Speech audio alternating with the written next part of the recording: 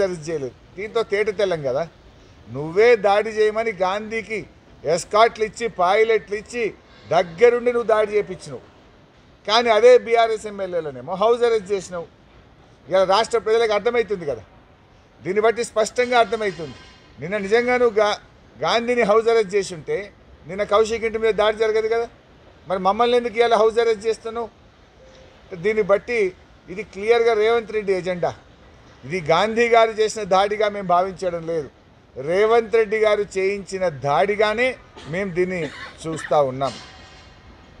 ఇలా బాధ కలిగేది ఏంటంటే తెలంగాణ ఉద్యమంలో కూడా మా మీద ఈ రకమైన నిర్బంధాలు, ఈ రకమైన అణిచివేతలను 14 ఏళ్ల తెలంగాణ ఉద్యమంలో కూడా మేము చూడలేదు. కానీ రేవంత్ రెడ్డి పాలన ఎమర్జెన్సీని తలపించే విధంగా ఉంది. ఎమర్జెన్సీకి మించిన అన్యాయంగా ఈరోజు ఈ రాష్ట్రంలో పాలన కొనసాగుతూ ఉంది. వరద బాధితుల్ని ఆదుకోవడానికి మేము వెళ్తే మా మీద రాళ్ల దాడి చేస్తారు. దాని మీద ఇప్పటిదాకా కేసు నమోదు కాదా? దాని మీద ఇప్పటిదాకా వీడియోల్లో లైవ్ టెలికాస్ట్లో దుండుగలు కనబడతా ఉంటే ఆ గుండాల్ని అరెస్ట్ చేయడం నీకు చేత కాదా? అంటే దట్ మీన్స్ దీని వెనుక ప్రేరణ నీది, ప్రోత్సాహం నీది, కుట్రదారుడివి నువ్వు. నీ యొక్క ఆలోచనలకు అనుగుణంగానే ఇవన్నీ కూడా జరుగుతూ ఉన్నాయి అనేది ఇలా రాష్ట్ర ప్రజలకు చాలా స్పష్టంగా కూడా తెలుస్తూ ఉంది. నేను ఒకటే కోరుతా ఉన్నా, డీజీపీ గారిని కూడా నేను చెప్పేది ఏంటంటే ఇది చాలా అత్యున్నతమైనటువంటి పోస్ట్. డీజీపీ పోస్ట్ అనేటువంటిది చాలా పెద్ద పదవి. మీరు బాధ్యతాయుతంగా వ్యవహరించాల్సినటువంటి అవసరం ఉంటుంది. రేవంత్ రెడ్డి గురించి మీకు తెలియంది కాదు.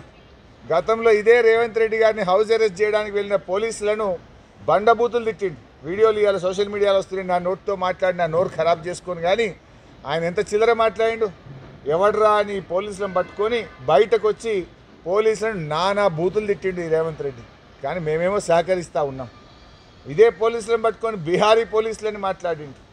అంటే ఆయన నోటికి వచ్చినట్టుగా మాట్లాడడం ఆ రోజు మనందరం కూడా చూసాం. అందువల్ల నేను డీజీపీ గారిని, పోలీస్ అధికారులను కూడా కోరేది ఒకటే, గుడ్డిగా రేవంత్ రెడ్డి మాటల్ని ఫాలో కాకండి, విచక్షణతో వ్యవహరించండి అని, చట్టాన్ని గౌరవించండి, చట్టాన్ని అమలు చేయండి. తప్పులు చేయమని చెప్తే అది ప్రభుత్వ పెద్దలైనా ఎవరైనా మీరు చేయకుండా నిష్పక్షపాతంగా న్యాయబద్ధంగా వ్యవహరించాలని డీజీపీని, పోలీసు ఉన్నతాధికారులు క్యూ న్యూస్ ఛానల్లో పనిచేయటకు అనుభవం గల సీనియర్ వీడియో ఎడిటర్స్ కావాలను సంప్రదించవలసిన నెంబర్ 8688926084. qnewsads@gmail.com ను సంప్రదించండి. లైక్ చేయండి.